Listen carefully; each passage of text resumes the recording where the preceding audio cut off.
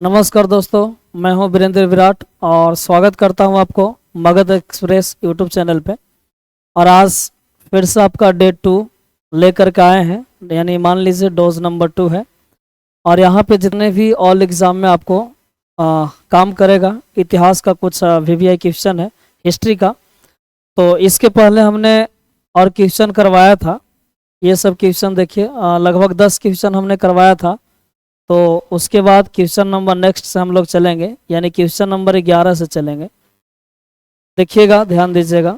आपका पिछला क्लास में लास्ट क्वेश्चन जो करवाए थे वो था ये क्वेश्चन, खीर भवानी मेला आयोजित किया जाता है, ये कहाँ किया जाता है। यहाँ तक हो गया था आपका। अब नेक्स्ट क्वेश्चन जो है, अगला सवाल जो आपके लिए, देखिए बहुत ही प्यारा सा क्वेश्चन है। सवाल क्या कहता है? सवाल कहता है, एक मिनट पहले पेन चूज कर लेते हैं। आपका जो है देख लीजिए।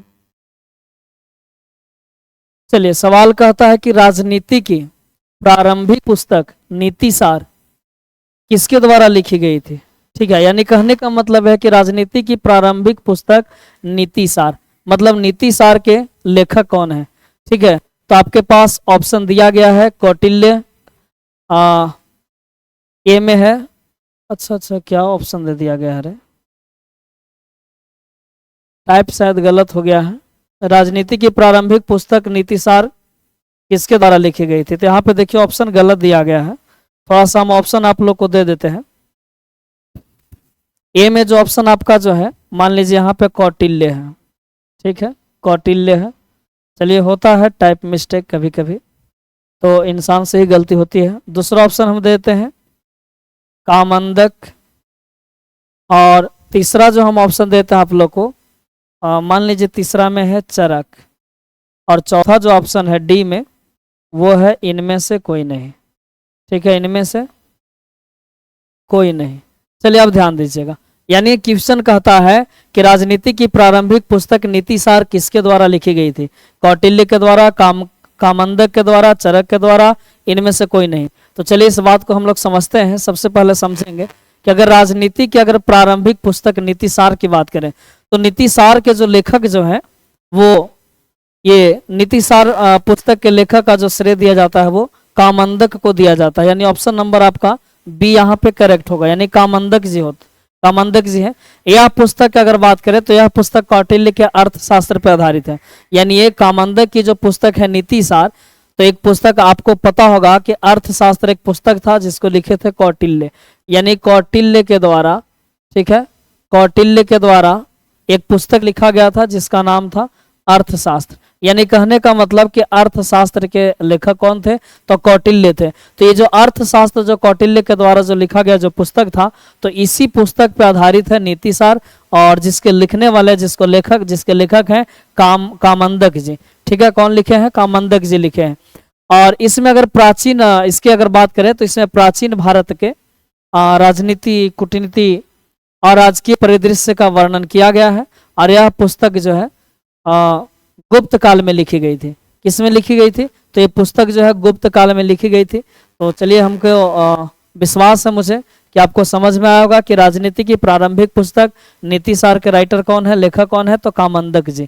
कौन है? कामंदक जी। चलिए, अब हम नेक्स्ट क्वेश्चन की ओर चलते हैं। अगला जो सवाल है, अगला जो आपके सामने प्रत्यक्ष रूप में क्वेश्चन दिखाई दे रहा होगा। क्वेश्चन कहता है कि ऐतिहासिक दक्षिणापथ नामक क्षेत्र का विस्तार है। ठीक है, ऐतिहासिक दक्षिणापथ नामक क्षेत्र का विस्तार है, मतलब ये क्षेत्र जो है किस प्रकार से विस्तार किया है दक्षिणापथ का। तो देखिए ऑप्शन आपका ये है, विंध्याचल पर्वत श्रेणी से लेकर कृष्णा नदी के बीच। बी में है विंध्याचल पर्वत श्रेणी से कावेरी नदी के बीच, सतपुड़ा पर्वत श्रेणी से नीलगिरी के बीच, या फिर इनमें से कोई नहीं। 4 ऑप्शन आपके पास है। सवाल कहता है कि ऐतिहासिक दक्षिणापथ नामक क्षेत्र का विस्तार क्या होगा। चलिए इसको हम लोग अब जानते हैं। अगर बात करें ऐतिहासिक दक्षिणापथ नामक क्षेत्र का, तो इसका अगर विस्तार की बात करें तो ये विंध्याचल पर्वत श्रेणी से लेके कृष्णा नदी के मध्य तक है। देखिए, विंध्याचल पर्वत श्रेणी से लेके कृष्णा नदी के मध्य में, यानी ऑप्शन नंबर आपका करेक्ट क्या हो जाएगा? ये ए हो जाएगा, है ना। ऑप्शन नंबर क्या हो जाएगा? ए हो जाएगा। यानी दक्षिणापथ, यानी दक्षिणापथ का तात्पर्य क्या है? देखिए दक्षिणा पथ का मतलब क्या होता है, अगर इसको आप समझ जाइएगा तो आपको पूरा पूरा एक क्वेश्चन समझ में आ जाएगा।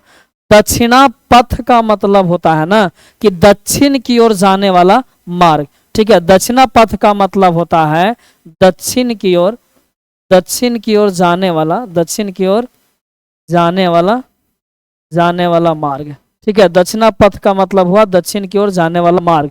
तो ये जो दक्षिणा पथ जो है विंध्याचल पर्वत श्रेणी से कृष्णा नदी के बीच यानी मध्य में ये क्षेत्र है, इसका विस्तार है। तो आपका करेक्ट आंसर क्या हो गया, ऑप्शन नंबर ए। चलिए हम नेक्स्ट क्वेश्चन की ओर चलेंगे। अगला सवाल, अगला सवाल जो आपके सामने जो है ये देखिए सवाल नंबर नेक्स्ट। तो नेक्स्ट सवाल क्या कहता है कि इनमें से किसने भारत में फारसी त्योहार नौरोज की शुरुआत की, ठीक है। फारसी त्योहार है नौरोज, तो नौरोज जो त्योहार है इस त्योहार की शुरुआत किसने किया था। ये नौरोज क्या है, तो फारसी त्योहार है, ठीक है। कैसा त्योहार है, फारसी त्योहार है। और इस त्योहार का शुरुआत भारत में किसने किया। आपके पास ऑप्शन जो है एक है फिरोज शाह तुगलक, बी में है अलाउद्दीन खिलजी, सी में है बलबन, डी में है इल्तुतमिश। चलिए तो इस सवाल का अगर हम जवाब की बात करें तो देखिए अगर बात करें हम बलबन का, तो बलबन जो है पहला सुल्तान था, ठीक है। बलबन पहला सुल्तान ऐसा था जिसने भारत में फारसी त्योहार नौरोज की शुरुआत की थी, ठीक है। यानी फारसी त्योहार जो नौरोज है इसका शुरुआत करने वाला कौन है, तो बलबन है, ठीक है। बलबन कौन है, बलबन है। यानी कहने का मतलब यह है कि बलबन एक पहला शासक था, यानी पहला सुल्तान था जिसने भारत में एक फारसी त्योहार है नौरोज इसका शुरुआत किया था। बलबन फारसी संस्कृति और परंपराओं के प्रति अपने प्रेम के लिए जाना जाता था। अगर हम बलबन की बात करें तो बलबन जो है ना ये फारसी, ठीक है। बलबन जो है ये फारसी, और उसके बाद अगर बात करें तो अपने के यहाँ के संस्कृति, और फिर अगर बात करें तो परंपरा, यानी बलबन को फारसी संस्कृति वहाँ की परंपरा इन सब से काफी ज्यादा लगाव था और उसे काफी ज्यादा वे मतलब वो प्रेम करता था, और इस वजह से ये फारसी संस्कृति और वहाँ के परंपराओं को ये विस्तार कर रहा था और इसके लिए जाना भी जाता था। और अगर बात करें तो उसने अपने दरबार में गैर इस्लामी प्रथा सिजदा और पावोस को शुरू किया था, यानी गैर इस्लामी प्रथा शुरू किया था। यानी गैर इस्लामी प्रथा शुरू करने वाला कौन शासक था, तो वो था बलबन। चलिए तो यहाँ पे सवाल कह रहा था कि इनमें से किसने भारत में फारसी त्योहार नौरोज की शुरुआत किया था, तो ये क्या हो जाएगा आपका करेक्ट आंसर सी हो जाएगा, बलबन, ठीक है। तो बलबन। चलिए नेक्स्ट क्वेश्चन की ओर हम चलेंगे। अगला जो आपके पास सवाल आता है, अगला सवाल कहता है कि मोहम्मद बिन तुगलक के शासनकाल में भारत आए प्रसिद्ध मुस्लिम खोजकर्ता इब्न बतूता किस देश के थे। यानी इब्न बतूता किस देश के थे, ठीक है। यानी इब्न बतूता जो है मोहम्मद बिन तुगलक के शासनकाल में भारत आया था, यह मुस्लिम खोजकर्ता है। तो सवाल कहता है कि इब्न बतूता किस देश के हैं।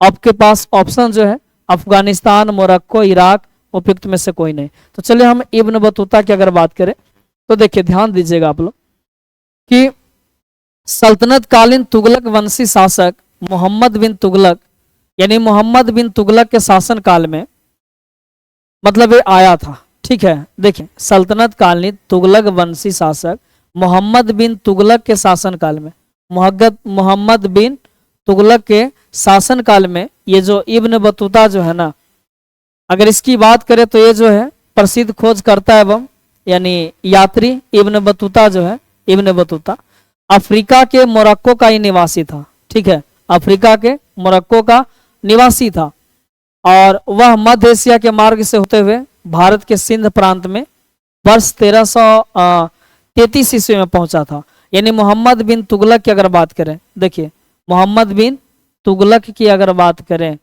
मोहम्मद बिन तुगलक की अगर बात करें तो मोहम्मद बिन तुगलक जो है 1325 यानी 1325 से लेकर के 1351, ये मोहम्मद बिन तुगलक की बात करें तो इसने 1325 से लेकर 1351 यानी मोहम्मद बिन तुगलक ने इब्न बतूता को दिल्ली का काजी का मतलब समझते हैं, काजी का मतलब होता था जज, ठीक है। काजी का मतलब जज, यानी दिल्ली का जज नियुक्त कर दिया था।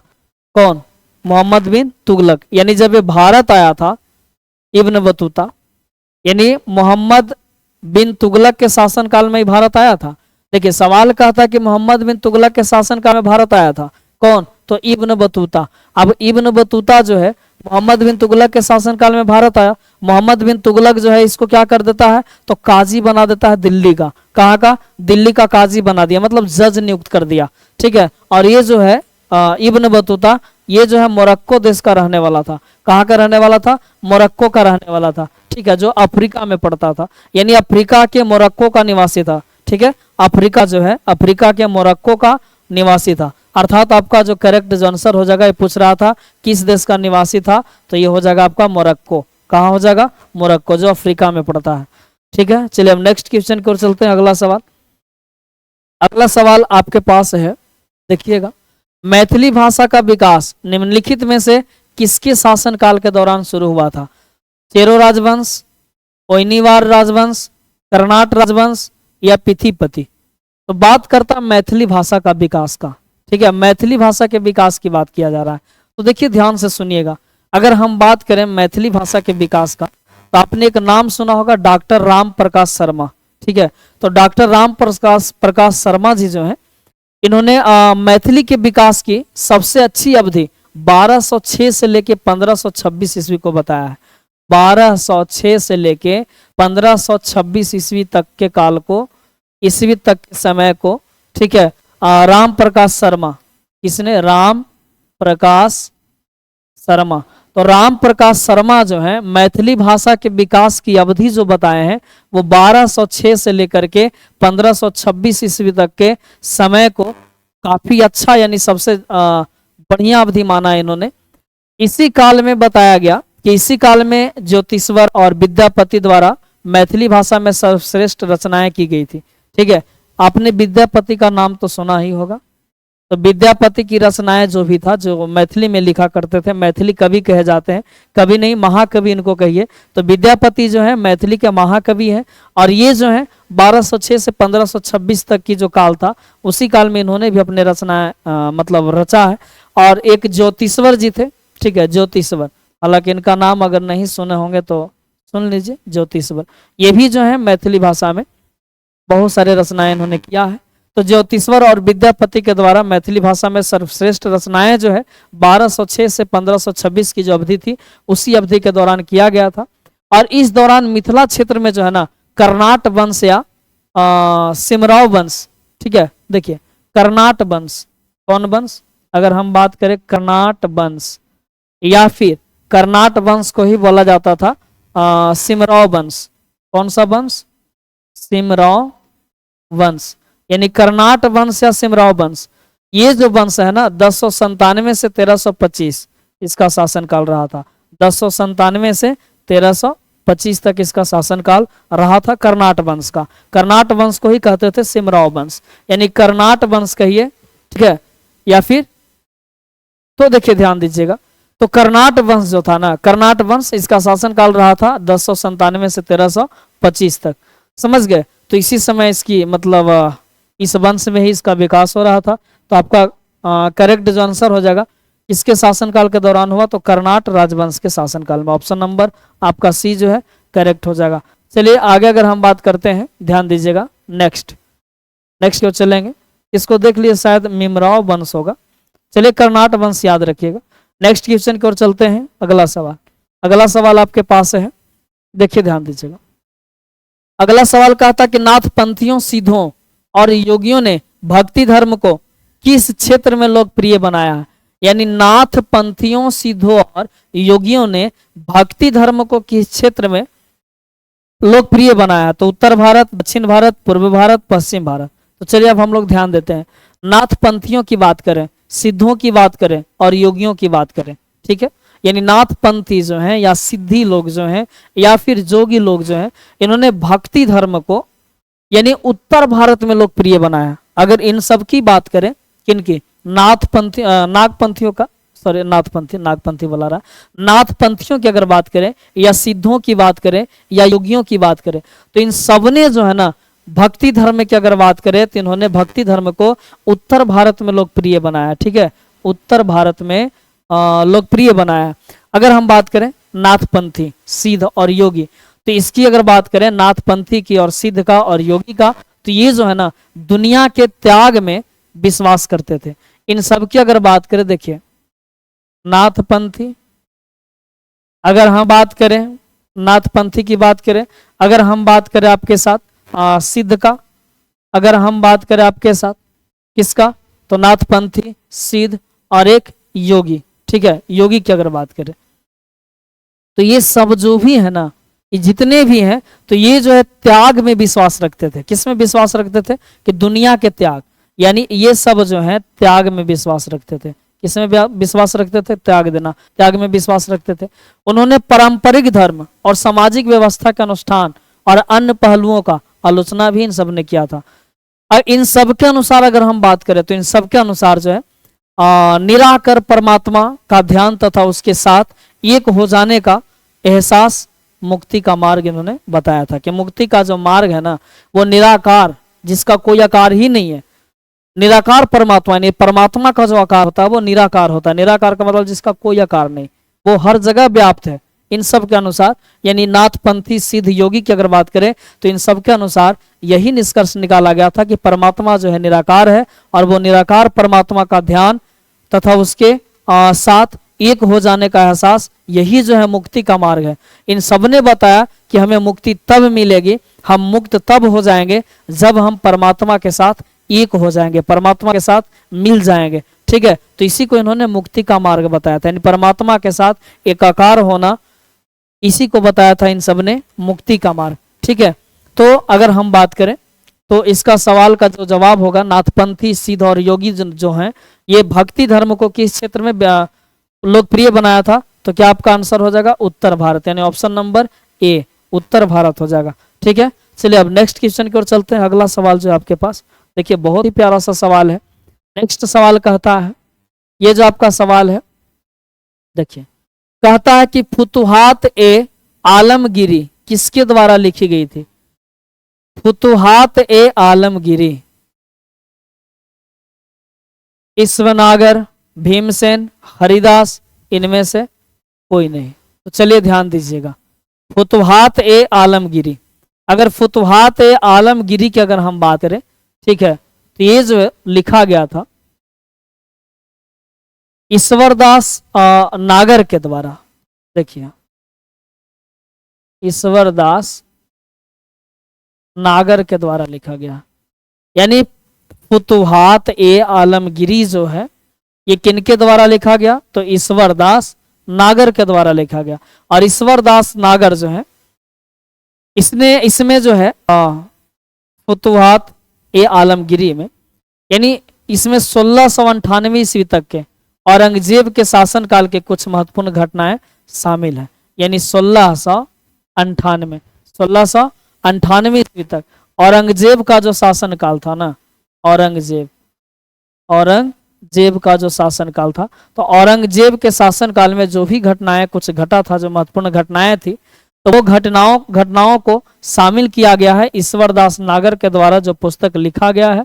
कौन सा पुस्तक, फुतुहात ए आलमगिरी, यानी फुतुहात ए आलमगिरी पुस्तक के लेखक कौन हो गए, तो ईश्वरदास नागर, जिसमें क्या लिखा गया है, तो औरंगजेब का जो शासनकाल में, औरंगजेब के शासनकाल में जो भी कुछ महत्वपूर्ण घटनाएं घटे हैं, यानी 1698 ईस्वी तक उन घटनाओं को इसमें वर्णन किया गया है। तो इसका करेक्ट आंसर आपका हो जाएगा, ये हो जाएगा ईश्वरदास नागर, ईश्वरदास नागर, ठीक है। चलिए तो ईश्वरदास नागर आपका करेक्ट आंसर हो जाएगा, option number A. Question number next की ओर हम लोग चलते हैं।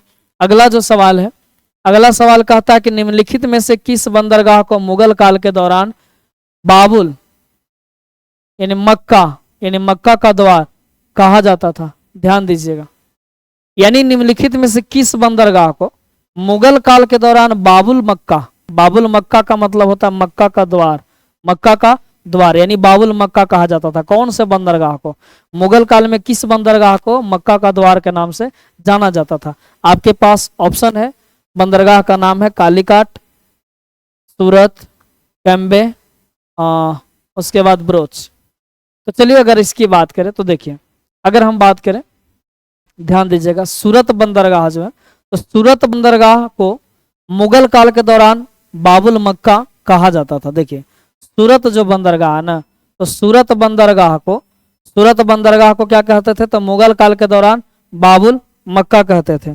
ठीक है, तो बाबुल मक्का के नाम से जाना जाता था इसको, ध्यान दीजिएगा। यानी सूरत बंदरगाह को मुगल काल के दौरान बाबू मक्का यानी मक्का के द्वार कहा जाता था, क्योंकि मक्का का तीर्थयात्री जो होता था, यानी मक्का का तीर्थ यात्रा सूरत से शुरू होती थी। देखिए बहुत ही रोचक बात थी कि मक्का का तीर्थ यात्रा, ठीक है, मक्का का तीर्थ यात्रा कहाँ से शुरू होती थी? सूरत से ही। तो मक्का का तीर्थ यात्रा सूरत से शुरू होती थी। और उसके बाद सूरत गुजरात का प्रमुख शहर है। अगर हम सूरत की बात करें तो सूरत शहर है किस राज्य का? गुजरात का। यानी गुजरात राज्य का एक बहुत ही बढ़िया प्रमुख शहर है सूरत। यह जो है अपने वस्त्रों के लिए जाना जाता है। अगर सूरत की बात करें तो यहाँ वस्त्रों का जो फैक्ट्री है ना काफी ज्यादा है। ठीक है, यहाँ कपड़ों को बनाया जाता है, यानी वस्त्रों के लिए जाना जाता है सूरत। ठीक है, वस्त्रों के लिए कौन जाना जाता है? सूरत एक जो गुजरात में एक शहर है जो वस्त्रों के लिए जाना जाता है। मध्यकाल के दौरान यह एक महत्वपूर्ण बंदरगाह था। अगर हम बात करें तो मध्यकाल तक, ठीक है, कौन सा काल तक? मध्यकाल तक। यानी मध्यकाल तक सूरत जो था, मध्यकाल के दौरान यानी सूरत जो था एक महत्वपूर्ण बंदरगाह था, और इससे पश्चिम एशिया का प्रवेश द्वार भी कहा जाता था। यानी सूरत बंदरगाह को पश्चिम, ठीक है, पश्चिम यानी सूरत जो बंदरगाह है तो इसको पश्चिम एशिया का प्रवेश द्वार बोला जाता था, प्रवेश द्वार कहा जाता था। ठीक है, तो आपसे ये भी पूछा जा सकता है कि पश्चिम एशिया का प्रवेश द्वार किसे कहा जाता था? तो सूरत बंदरगाह को। ठीक है, पश्चिम एशिया का प्रवेश द्वार किसे कहा जाता था? सूरत बंदरगाह को। वस्त्रों का अगर बात करें, वस्त्रों का शहर कौन है? तो सूरत है। ठीक है, सूरत जो है मक्का का तीर्थ यात्रा यहीं से शुरू होता था, सूरत से। इसीलिए जो है मुगल काल के दौरान बाबुल मक्का यानी मक्का का द्वार का मतलब जहां से शुरुआत हो। जैसे कोई घर है और आप उस घर में हेलते हैं तो सबसे पहले आपको द्वार से ही गुजरना पड़ता होगा, दरवाजे से ही होकर जाना पड़ता होगा। यानी दरवाजा का मतलब जहां से आप एंट्री कर रहे हो। ठीक है, तो इसका मतलब कि जब बाबुल मक्का यानी वहां जब जाया जाता था ना, ठीक है, मक्का का जो तीर्थ यात्रा जो शुरू होता था ना तो वो सूरत से ही स्टार्ट होता था। इसीलिए सूरत को जो है, लेकिन कब की बात हो रही है? मुगल काल के दौरान, मुगल काल की बात हो रही है, मुगल काल के दौरान। तो उस समय जो है इसीलिए सूरत को जो है ना मक्का का द्वार कहा गया। ठीक है, मक्का का द्वार और पश्चिम एशिया का प्रवेश द्वार, पश्चिम एशिया का प्रवेश द्वार और मक्का का द्वार किसे कहा गया? सूरत को। यानी आपका करेक्ट जो आंसर हो जाएगा वो ऑप्शन नंबर बी। ठीक है, कौन सा हो जाएगा? सूरत जो हो जाएगा। चलिए नेक्स्ट क्वेश्चन की ओर चलेंगे। अगला सवाल आपके पास क्या है? तो अगला सवाल आपको कहा जाता है नेक्स्ट क्वेश्चन कहता है कि अष्टप्रधान मंत्री परिषद थी गुप्त प्रशासन में, चोल प्रशासन में, मराठा प्रशासन में, विजयनगर प्रशासन में। अष्टप्रधान मंत्री परिषद, तो अष्टप्रधान मंत्री परिषद की अगर बात करें तो अब ध्यान से सुनिएगा, ये आपका 69वीं बीपीएससी प्री 2023 का पूछा गया क्वेश्चन है, तो ध्यान दीजिएगा। देखिए मराठा प्रशासन में शिवाजी की अगर हम सहायता और परामर्श के लिए 8 मंत्रियों की एक परिषद थी। देखिए मराठा प्रशासन में शिवाजी का तो आपने नाम सुना ही होगा, शेर शिवाजी को भला कौन नहीं जानता। तो शिवाजी की अगर बात करें तो शिवाजी की सहायता और परामर्श के लिए, परामर्श के मतलब उनको सुझाव देने के लिए, तो शिवाजी को सहायता करने के लिए और इनको परामर्श देने के लिए 8 मंत्रियों की परिषद थी। कितने मंत्री की? 8 मंत्रियों की परिषद थी। ठीक है, 8 मंत्रियों की परिषद थी। अब इसे ही अष्टप्रधान परिषद कहा गया था। 8 मंत्रियों के परिषद को ही क्या कहा गया था? अष्टप्रधान परिषद। ठीक है, अष्टप्रधान परिषद, ध्यान दीजिएगा, परिषद। देखिए यानी अष्टप्रधान परिषद किसे कहा गया? तो शिवाजी जो है, शिवाजी को सहायता करने के लिए, यानी मराठा प्रशासन में शिवाजी को सहायता करने के लिए, शिवाजी को जो है परामर्श करने के लिए 8 मंत्रियों की एक परिषद बनाया गया, और उसी 8 मंत्रियों के परिषद को ही अष्टप्रधान परिषद कहा गया। और इस अष्टप्रधान परिषद का काम था शिवाजी को सहायता करना और परामर्श देना। ठीक है, तो अगर हम बात करें अष्टप्रधान परिषद का प्रत्येक मंत्री जो है ना अपने विभाग का प्रमुख था, यानी अपने विभाग का प्रमुख होता था प्रत्येक मंत्री। अष्टप्रधान परिषद का प्रत्येक मंत्री अपने विभाग का प्रमुख होता था, वह शिवाजी द्वारा नियुक्त होता था। और इन मंत्रियों को नियुक्त कौन करते थे? खुद स्वयं शिवाजी नियुक्त करते थे, शिवाजी ही चुनते थे। ठीक है, तो शिवाजी द्वारा नियुक्त होता था एवं अपने कार्यों के लिए वह शिवाजी के प्रति उत्तरदायी होता था। यानी शिवाजी ही इन 8 मंत्रियों को चुनते थे और ये शिवाजी के लिए एकदम हमेशा उनके प्रति उत्तरदायी होता था। ये मंत्री शिवाजी के उच्च सचिव के समान थे, यानी शिवाजी का जो उच्च सचिव था उसी के समान था। लेकिन शिवाजी मंत्रियों से परामर्श लेने के लिए बाध्य नहीं थे। शिवाजी ने किसी भी मंत्री के पद को जो है आनुवंशिक नहीं होने दिया। यानी चलिए, तो इससे स्पष्ट यही हुआ कि शिवाजी के परामर्श के लिए, सहायता के लिए 8 मंत्रियों का एक परिषद बनाया गया था जिसे अष्टप्रधान परिषद कहा गया। तो इसमें आपका जो है अष्टप्रधान मंत्री परिषद था। तो किस प्रशासन में? तो आपको हमने पहले ही बताया कि मराठा, ठीक है, यानी मराठा प्रशासन में।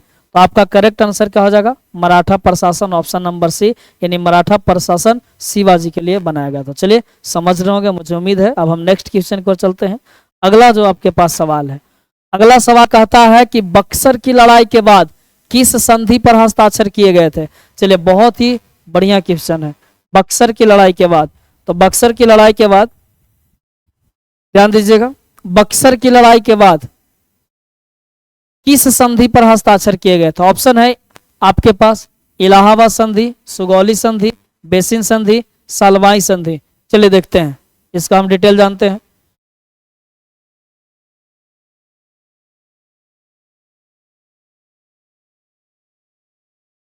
चलिए अब ध्यान दीजिएगा आप लोग, देखते हैं, समझते हैं बक्सर की लड़ाई। ठीक है, बक्सर की लड़ाई की अगर बात करें तो बक्सर की लड़ाई के बाद रॉबर्ट क्लाइव, नाम आप लोग सुने होंगे। बक्सर की लड़ाई के बाद रॉबर्ट जो क्लाइव जो था, ठीक है, रॉबर्ट क्लाइव, ध्यान से सुनिए कहानी के जैसा। तो बक्सर की लड़ाई के बाद रॉबर्ट क्लाइव, देखिए यहां पे रॉबर्ट क्लाइव। तो बक्सर की लड़ाई के बाद रॉबर्ट क्लाइव जो है, रॉबर्ट क्लाइव, इसने मुगल सम्राट शाह, ठीक है, मुगल सम्राट जो था शाह आलम द्वितीय, आप लोग नाम सुने होंगे इनका, शाह आलम द्वितीय। ठीक है, शाह आलम द्वितीय क्या है? मुगल सम्राट। ठीक है, मुगल सम्राट था। तो देखिए, बक्सर की जब लड़ाई हुई तो इसके बाद रॉबर्ट क्लाइव जो था, इसने मुगल सम्राट यानी मुगल के जो राजा था, मुगल के राजा शाह आलम द्वितीय तथा अवध के एक नवाब था। ठीक है, ध्यान दीजिएगा, अवध के नवाब बोलते हैं ना, नवाब। तो अवध के जो नवाब जो था, जिसका नाम था सुजाउदौला। ठीक है, सुजाउदौला। तो देखिए, अवध का एक नवाब था सुजाउदौला और एक था मुगल सम्राट शाह आलम द्वितीय। तो इसके साथ इलाहाबाद की संधि, ठीक है, किया गया था 1965 ईस्वी में। कब? 1965 में। चलिए पूरा लिख देते हैं, इलाहाबाद की संधि। देखिए, इलाहाबाद की संधि, थोड़ा सा बैटरी देखना बाबू, बैटरी लास्ट होने वाला है। तो देखिए ध्यान दीजिएगा, यानी बक्सर की लड़ाई के बाद रॉबर्ट क्लाइव ने मुगल सम्राट शाह आलम द्वितीय तथा अवध के नवाब सुजाउदौला के साथ इलाहाबाद की संधि करवाया था 1965 में। कितना ईस्वी में? 1965 ईस्वी में। जिसके अंतर्गत हुआ क्या था? तो जिसके अंतर्गत मुगल सम्राट ने बंगाल को अंग्रेजों को दे दिया था। यानी बंगाल जो था ना, देखिए ध्यान से एकदम समझिएगा, बंगाल जो था, ये बंगाल को क्या किया ना कि मुगल जो सम्राट जो था, तो मुगल सम्राट क्या करता है कि बंगाल को ये दे दिया, किसको? अंग्रेजों को। बंगाल को दे दिया, अंग्रेजों को दे दिया। ठीक है, अंग्रेजों को दे दिया। तो बंगाल को जो है अंग्रेजों को दे दिया, और अंग्रेजों को देने के बाद यानी कहा जाता है कि क्लाइव को बंगाल का पहला गवर्नर बनाया गया था। क्योंकि रॉबर्ट क्लाइव जो था, ये रॉबर्ट क्लाइव ने ही ये समझौता करवाया था। संधि का मतलब समझौता, कौन सा संधि? इलाहाबाद की संधि। यानी इलाहाबाद की संधि किसने करवाया? तो रॉबर्ट क्लाइव ने। किसके किसके बीच हुआ इलाहाबाद का संधि? तो शाह आलम द्वितीय जो मुगल सम्राट था, और एक हुआ शुजाउद्दौला जो अवध के नवाब था। ठीक है, तो ये दोनों के बीच यानी शुजाउद्दौला और शाह आलम द्वितीय के बीच में इलाहाबाद की संधि करवाई गई। किसके द्वारा? तो रॉबर्ट क्लाइव के द्वारा। कब? 1965 ईस्वी में। कितना ईस्वी में? 1965 ईस्वी में। यानी इसमें क्या हुआ कि बंगाल जो था मुगल सम्राट के द्वारा बंगाल को किसको दे दिया गया? तो अंग्रेजों को दे दिया गया। और जब अंग्रेजों को दे दिया गया तो बंगाल का फिर जो है गवर्नर बना दिया गया। पहला गवर्नर किसको? रॉबर्ट क्लाइव को। यानी ये भी पूछा जा सकता है कि बंगाल का पहला गवर्नर किसे बनाया गया था? तो रॉबर्ट क्लाइव को बनाया गया था।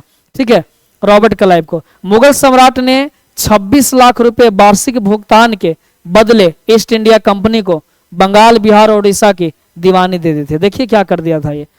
यानी मुगल सम्राट जो है, कौन? मुगल सम्राट 26 लाख रुपया, ध्यान दीजिएगा, 26 लाख रुपये में क्या करता है कि मुगल सम्राट ने 26 लाख रुपया वार्षिक भुगतान के बदले, यानी इसको जो है वर्ष में 26 लाख रुपया भुगतान करना था, लेकिन ये 26 लाख रुपया बचाने के चक्कर में ये क्या करता है कि बंगाल, ठीक है, बिहार, यानी बंगाल, बिहार और उड़ीसा, देखिए बंगाल, बिहार और उड़ीसा, इन तीनों राज्य को, बंगाल, बिहार और उड़ीसा, यानी बंगाल को, बिहार को, उड़ीसा को ये 26 लाख रुपए चुकाने के बजाय ये नहीं दिया, और इसके बदले में बंगाल, बिहार और उड़ीसा ये तीनों जगह को, ठीक है, ये क्या करता है? ईस्ट इंडिया कंपनी का दीवानी दे दिया।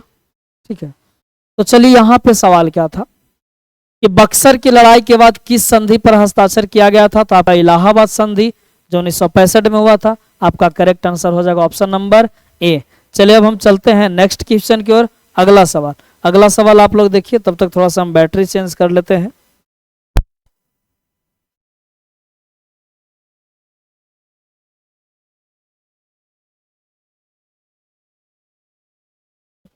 चलिए ध्यान दीजिएगा, ध्यान दीजिएगा, क्वेश्चन आप लोग देख लिए होंगे।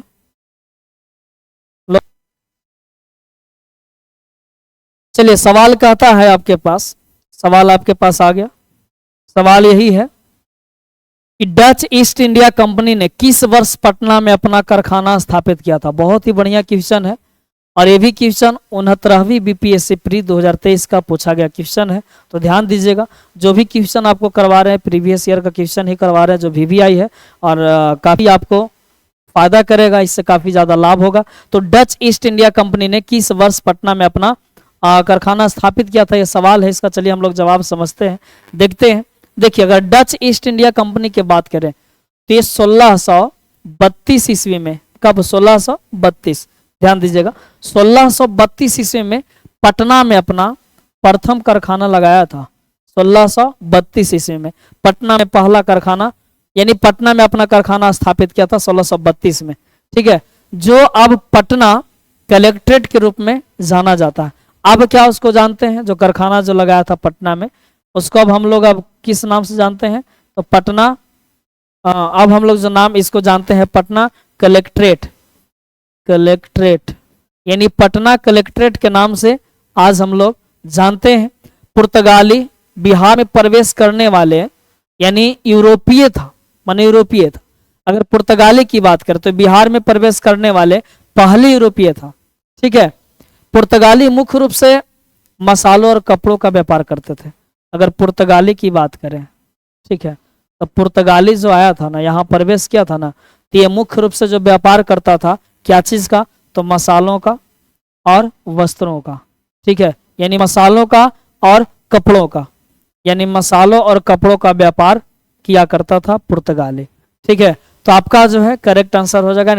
डच जो है ईस्ट इंडिया कंपनी ने वर्ष 1632 ईस्वी में पटना में अपना कारखाना लगाया था।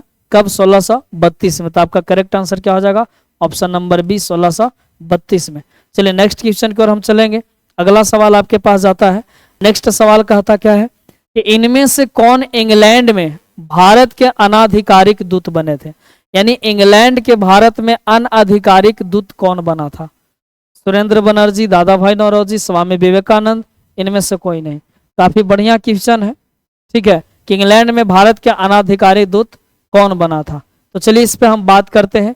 ये भी बीपीएससी टीआरई 2.0 या 2.2 15/12/2023 को ये क्वेश्चन पूछा गया था, ठीक है, पेपर 4 का क्वेश्चन है। चलिए तो ध्यान दीजिएगा। अगर हम बात करें तो इंग्लैंड में भारत के अनाधिकारिक दूत कौन बने थे, ठीक है, इंग्लैंड में, कहाँ में, इंग्लैंड में भारत के अनाधिकारिक दूत कौन बने थे। तो देखिए इंग्लैंड में भारत का अनाधिकारिक दूत की अगर बात करें तो वो दादा भाई नौरोजी बने थे। कौन बने थे, दादा भाई नौरोजी बने थे, ठीक है।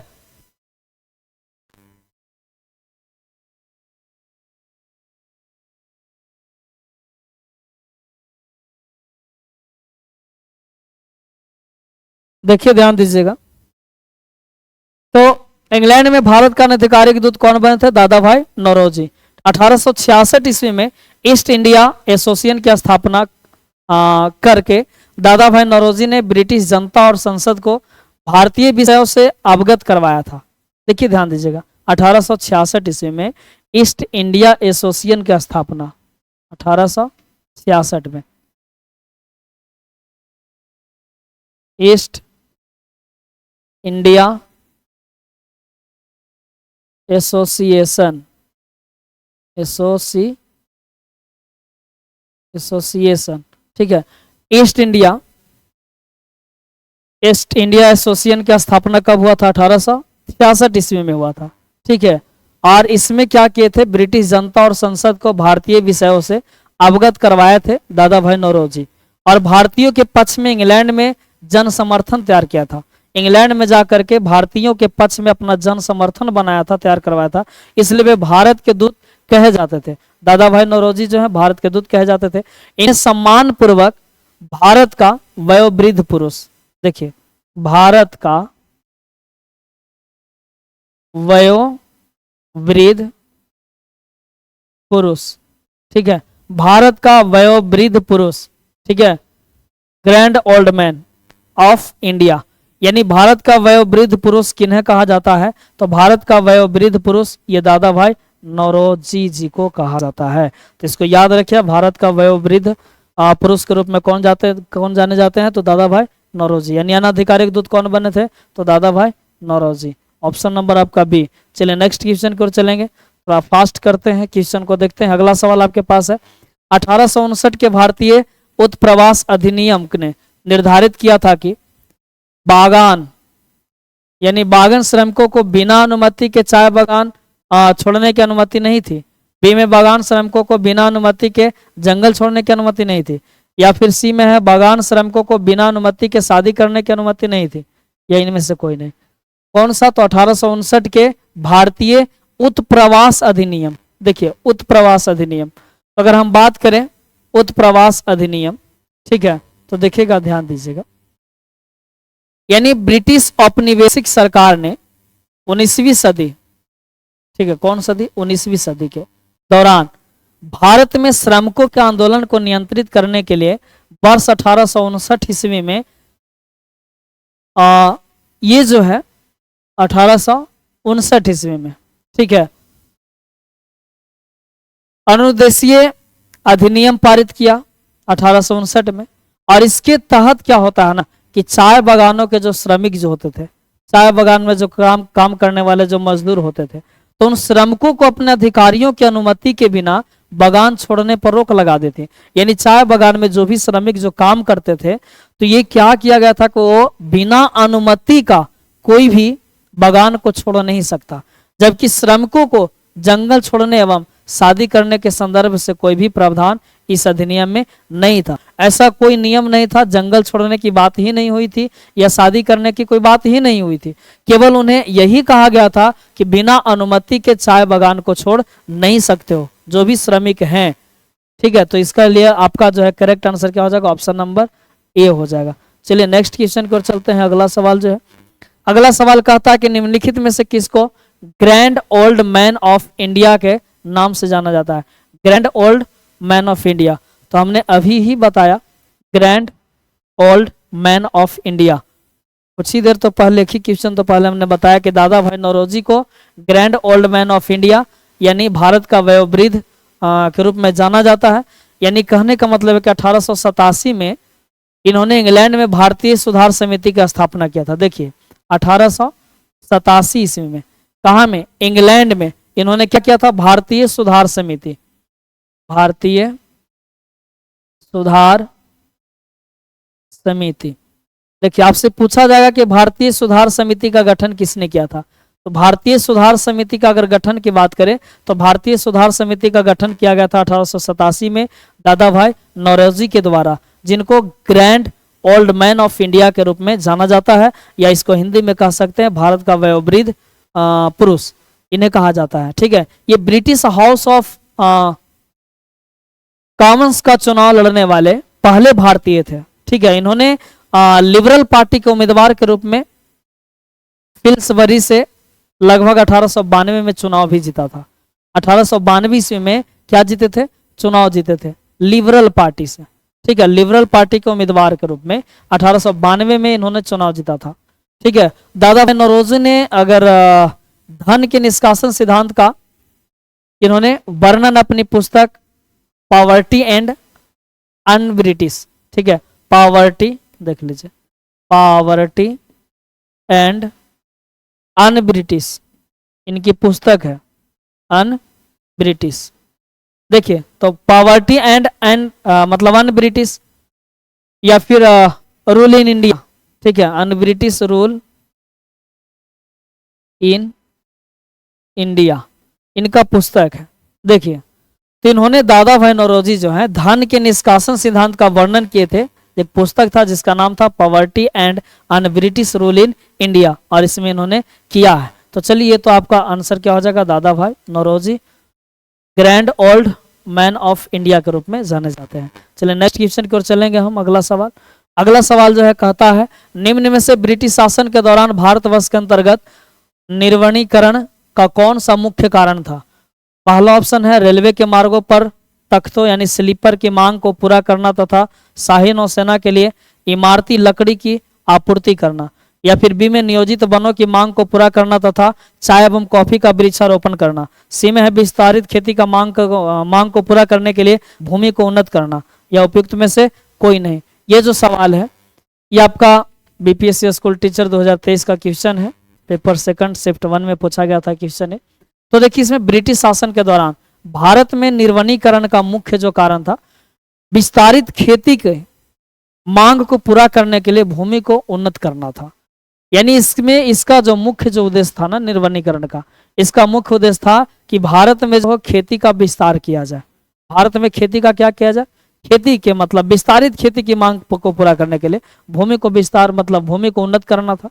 साथ ही रेलवे का विकास भी करवाना था, और उसके साथ चाय बागान का विकास भी इसके मतलब अन्य कारण थे, जिसके कारण वनों की कटाई की गई। चूंकि देखिए वन ज्यादा है, जंगल है, तो जंगल को काट कर चूंकि खेती की विस्तार करना था, तो रेलवे का भी विकास करना था, चाय बागान का विकास करना था, तो इसके लिए पेड़ों की काफी ज्यादा वनों का कटाई किया गया था। तो यानी आपका जो है करेक्ट आंसर जो इसमें जो होगा, इसमें कह रहा कि निर्वनीकरण का कौन सा मुख्य कारण था। क्रम में ऑप्शन दे रहा कि रेलवे के मार्गों पर तख्तों स्लीपर की मांग को पूरा करना तथा नौसेना के लिए इमारती लकड़ी की आपूर्ति करना नहीं, इसके लिए जंगल नहीं काटा गया था, लकड़ी को पूर्ति करने के लिए नहीं। बी में कहा था नियोजित वनों की मांग को पूरा करना तथा चाय और कॉफी का वृक्षारोपण करना नहीं, इसको तो वृक्षारोपण रहता तो काटता क्यों। सी में कहा था विस्तारित खेती की मांग को पूरा करने के लिए भूमि को उन्नत करना। हाँ तो ये एक है, एक रीजन यहाँ पे विस्तारित खेती की मांग को पूरा करने के लिए भूमि को उन्नत करना, ठीक है। और लेकिन साथ ही साथ इसमें और भी है, रेलवे का विकास करना, चाय बागान का विकास करना। तो इसके लिए आपका इसका जो करेक्ट जो आंसर हो जाएगा वो हम कह सकते हैं उपयुक्त में से कोई नहीं, चूंकि इसका और भी कारण एक ही नहीं, लेकिन ऐसे यहाँ पे एक ही कारण दिया गया है तो आप सी की ओर जा सकते हैं, ठीक है। लेकिन ऐसे आंसर इसमें चूंकि और भी जोड़ा गया है, रेलवे का विकास, चाय बागान का विकास, इसलिए आप इसका करेक्ट आंसर मारेंगे ऑप्शन नंबर डी, उपयुक्त में से कोई नहीं। चूंकि यहाँ पे उपलब्ध है उपयुक्त में से कोई नहीं तो कोई नहीं मारेंगे। चलिए नेक्स्ट क्वेश्चन की ओर चलते हैं। अगला सवाल आपका है, कहता 1857 के विद्रोह के मध्य नाना साहब ने अपने आप को मुगल सम्राट का क्या घोषित किया था। नाना साहब की बात हो रही है 1857 के विद्रोह में, तो 1857 के विद्रोह में नाना साहब की अगर बात करते हैं तो इसने क्या घोषित किया था, अपने आप को मुगल सम्राट का, नाइब मतलब वो, पेशवा, वजीर कोई नहीं। चलिए तो इसको देखते हैं हम लोग, इसको समझते हैं, ध्यान दीजिएगा। देखिए इसमें होता क्या है ना कि 4 जुलाई 1857 को, ठीक है 4 जुलाई 1857, ध्यान दीजिएगा 4 जुलाई 1857। तो 4 जुलाई 1857 को जब कानपुर में अंग्रेजों ने, ठीक है यानी कानपुर में अंग्रेजों ने जब प्रस्थान किया तो नाना साहब ने पूर्ण स्वतंत्रता की घोषणा कर दिया था। 4 जुलाई 1857 को जब कानपुर से अंग्रेजों ने क्या किया, प्रस्थान किया, मतलब कानपुर से जब जाने लगा तो नाना साहब जो थे इन्होंने पूर्ण स्वतंत्रता की घोषणा कर दी। इन्होंने घोषणा कर दिया कि हम पूर्ण स्वतंत्र हो गए, हम लोग आजाद हो गए, तथा पेशवा की उपाधि धारण कर लिया। इन्होंने पूर्ण स्वतंत्रता की घोषणा कर दी। कौन? नाना साहब ने। नाना साहब ने पूर्ण स्वतंत्रता, ठीक है पूर्ण स्वतंत्रता की घोषणा कर दिया 4 जुलाई 1857 को। कब? जब कानपुर से अंग्रेज जो है प्रस्थान किया, तब इन्होंने पूर्ण स्वतंत्रता की घोषणा कर दिया नाना साहब ने। और ये घोषणा करके इन्होंने उपाधि पा लिया पेशवा का। किसका उपाधि पा लिया? पेशवा का। पेशवा का उपाधि पा लिया इन्होंने, पेशवा का उपाधि पा लिया, ठीक है पेशवा का उपाधि धारण कर लिया। इस दौरान उन्होंने मुगल सम्राट बहादुर शाह जफर का नाम आप लोग सुने होंगे, मुगल सम्राट था तो बहादुर शाह जफर को भारत का जो है बादशाह स्वीकार करते हुए स्वयं को इसका माने उनका नायब घोषित कर लिया। स्वयं का क्या घोषित कर लिया? नायब। तो देखिए नायब यहाँ पे है यानी उप। इन्होंने अपने आप को पेशवा की उपाधि माना, पेशवा का उपाधि माना, लेकिन सवाल यहाँ कहता है कि नाना साहब ने अपने आप को मुगल सम्राट का क्या घोषित किया? तो मुगल सम्राट का अपने आप को नायब घोषित किया था। यानी करेक्ट आंसर क्या हो जाएगा? Option number A. पेशवा नहीं, गलती से भी नहीं मानना, चूंकि ये तो उनका उपाधि अपने आप को घोषित किया था। लेकिन उपाधि की बात नहीं कर रहा, नाना साहब ने अपने आप को मुगल सम्राट का क्या घोषित किया? तो मुगल सम्राट का अपने आप को नायब बना लिया था, यानी तो नायब घोषित किया था। तो करेक्ट आंसर ये हो जाएगा। अगर कौन सा उपाधि धारण किया तब आप कहते पेशवा का। नेक्स्ट क्वेश्चन को चलते हैं। अगला सवाल है कि निम्न में से किस तिथि को रानी विक्टोरिया की उद्घोषणा जारी हुई थी? रानी विक्टोरिया की 1 नवंबर 1857, 27 मार्च 1858, 1 नवंबर 1858, इनमें से कोई नहीं।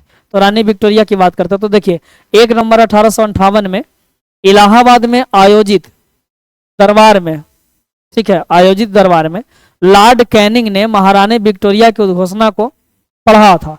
ठीक है किसने पढ़ा था? तो लॉर्ड कैनिंग ने। लॉर्ड कैनिंग जो था, लॉर्ड कैनिंग, तो लॉर्ड कैनिंग ने रानी विक्टोरिया की जो उद्घोषणा थी उस उद्घोषणा को इसने पढ़ा था 1 नवंबर 1858। 1 नवंबर 1858। तो देखिए 1 नवंबर, ठीक है 1 नवंबर, एक मिनट,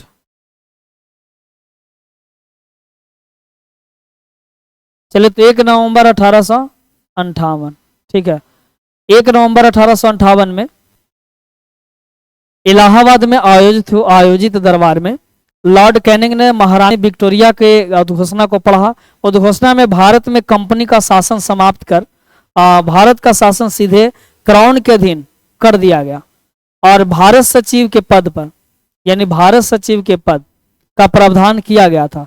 ठीक है और उसके बाद क्या होता है, तथा उसकी सहायता के लिए 15 सदस्यीय इंडिया काउंसिल की स्थापना भी की गई थी। 15 सदस्यीय इंडिया काउंसिल की स्थापना की गई थी और 8 सदस्य जो ब्रिटिश सरकार द्वारा और 7 सदस्य जो था वो कोर्ट ऑफ डायरेक्टर्स द्वारा नियुक्त किया गया था। टोटल कितना सदस्य? 15 सदस्य, यानी 15 सदस्य। जिसमें क्या हुआ था, तो जिसमें क्या हुआ था कि 8 सदस्य जो था ब्रिटिश सरकार के द्वारा चुना गया था और बाकी के जो 7 सदस्य थे वो कोर्ट ऑफ डायरेक्टर्स के द्वारा नियुक्त किया गया था, मतलब चुना गया था। यानी 1 नवंबर 1858 आपका करेक्ट आंसर क्या हो जाएगा? घोषणा जारी कब हुई थी? 1 नवंबर 1858। ऑप्शन नंबर सी आपका करेक्ट आंसर हो जाएगा। चलिए नेक्स्ट क्वेश्चन की ओर चलते हैं। अगला सवाल कहता है निम्न में से किसने रानी लक्ष्मीबाई को ग्वालियर पर अधिकार करने में सहायता प्रदान किया था? अफगान, ईरानी, मुगल, इनमें से कोई नहीं। यानी रानी लक्ष्मीबाई को ग्वालियर पर अधिकार करने में सहायता किया था, तो किसने किया था? चलिए इसको हम लोग जानते हैं। चलिए देखिए रानी लक्ष्मीबाई को ग्वालियर पर अधिकार करने में ठीक है। रानी लक्ष्मीबाई को ग्वालियर पर अधिकार करने में अफगानों ने सहायता किया था। किसने सहायता किया था? अफगानों ने सहायता किया था।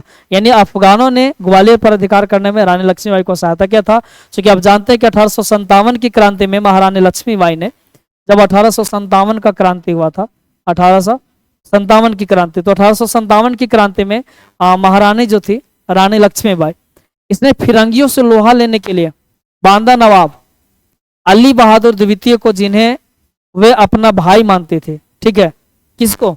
तो बांदा का जो नवाब था अली बहादुर द्वितीय, अली बहादुर द्वितीय, तो अली बहादुर द्वितीय को ये क्या मानते थे? भाई मानते थे। उसको पत्र के साथ राखी भी भेजी थी। किसको? तो बहादुर शाह द्वितीय, बनी बहादुर द्वितीय को, अली बहादुर द्वितीय को ये पत्र लिखी थी रानी लक्ष्मीबाई, और पत्र के साथ साथ ये राखी भेजी थी, और राखी भेज करके उसकी लाज रखने को कहा था। बोला था कि हम तुम्हें भाई मानते हैं, और एक भाई का कर्तव्य होता है अपने बहन की लाज को रखना, यानी बहन की इज्जत को बचाना। तो हम, वो बेचारी जो है रानी लक्ष्मीबाई, ये बांदा का जो नवाब था अली बहादुर द्वितीय, उसको क्या की थी? तो वो एक पत्र भेजी थी, और पत्र के साथ साथ एक राखी भी भेजी थी, और अपने इज्जत को, लाज को बचाने के लिए बोली थी। तो बांदा नवाब जो है 10,000 सैनिकों के साथ, ठीक है, कितने सैनिकों के साथ? 10,000 सैनिक लेकर के, 10,000 सैनिक, यानी 10,000 सैनिकों के साथ बांदा का जो नवाब था अली बहादुर द्वितीय, वो झांसी में पहुंच गया था लड़ने के लिए। किससे? तो अंग्रेजों से लड़ने के लिए, फिरंगियों से लड़ने के लिए।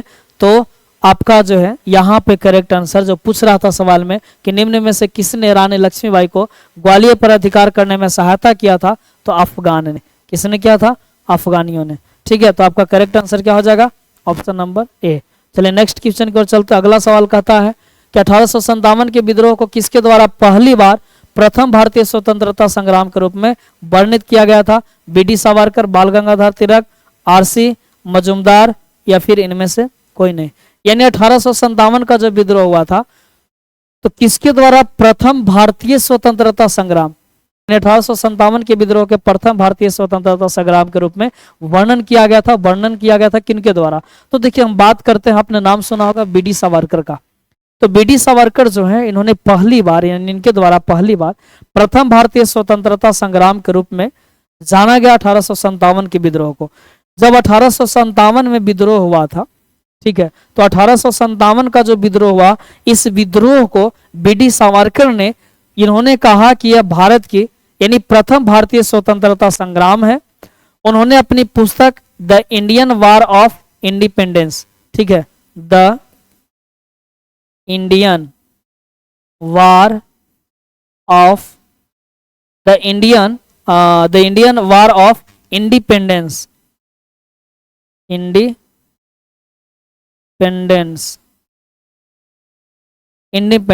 यानी the Indian war of independence 1857 में इन्होंने लिखा था। और लिखा है कि 1857 का भारतीय विद्रोह ब्रिटिश औपनिवेशिक नियंत्रण के लिए व्यापक प्रतिरोध की पहली अभिव्यक्ति थी। यानी इन्होंने इस पुस्तक में लिखा है इसके बारे में। 1857 के विद्रोह को इन्होंने प्रथम स्वतंत्रता संग्राम के रूप में इसका वर्णन किया है, यानी वी.डी. सावरकर जी। तो आपका करेक्ट आंसर क्या हो जाएगा? Option number A, VD. Savarkar. चलिए ठीक है, नेक्स्ट क्वेश्चन की ओर चलते हैं। अगला सवाल आपके पास है।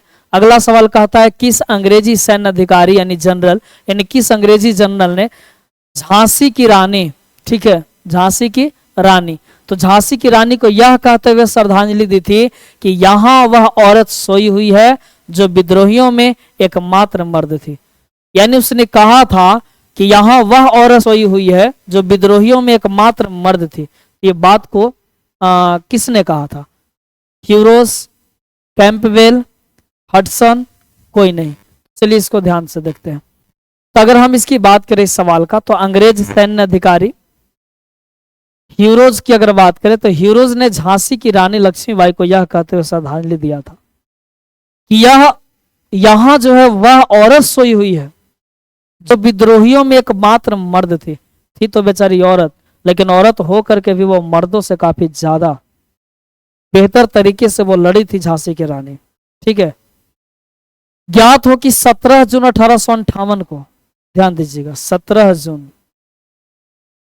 1858, ठीक है, 17 जून 1758।